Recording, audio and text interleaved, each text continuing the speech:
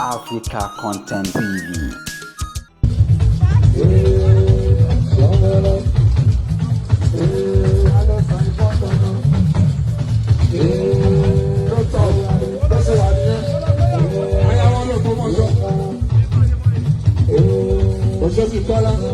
Thank you. What you say, sir? What you say? I have a journey, I am a portion. What's up, I'm seeing? Oh, God, no, you see me, man.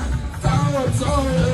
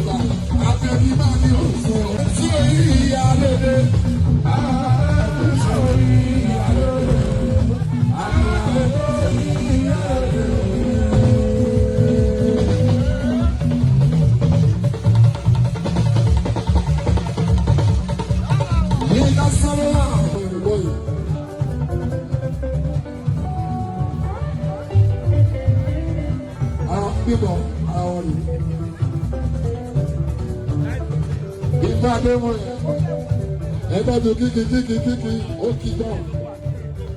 Kiki, you buy money. Tell her to contact creators. Lori Shirishi, Tikiki Yato, and Tikiki Alpha. I'm going to joke. I'm going to share a vagabond, so go and joke. Or every night, yeah, you'll leave, you know. bínú sí ẹ̀rọ àkàkà àkójọ́gbó. Ilẹ̀ òkìkí, ilẹ̀ òkìkí, content creator, ilẹ̀ òkìkí, content creator, ilẹ̀ òkìkí, ilẹ̀ òkìkí, content creator. Agbọ́dọ̀ lọ́gbọ́n dada, òṣèlú kọ́lá, Starcross, ìdóló bára dada, òṣìṣẹ́ ìmọ̀ òkè, òṣèlú kọ́lá, ọdún tó lọ. Ayé máa kú ìyá lóde òmùṣe, ayé máa kú ìyá lóde.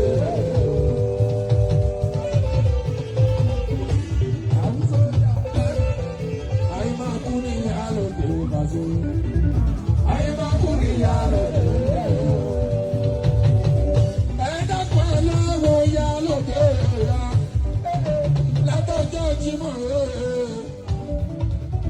On the 6th of June, ọwọ́ àbọ̀sí sinimá ẹ̀dá kan láwọ̀ yẹ lóde ẹ̀yà. Gbogbo ọ̀rọ̀ Yorùbá, ohun tó ń jẹyà lóde gangan, tó fi máa fi hàn jẹyà lóde láàrin ìlú. Ó bẹ níbẹ̀, ẹ láwọ̀ yẹ lóde. Látọ̀ ní ìsìnkú, wọ́n lè bá tó hàn.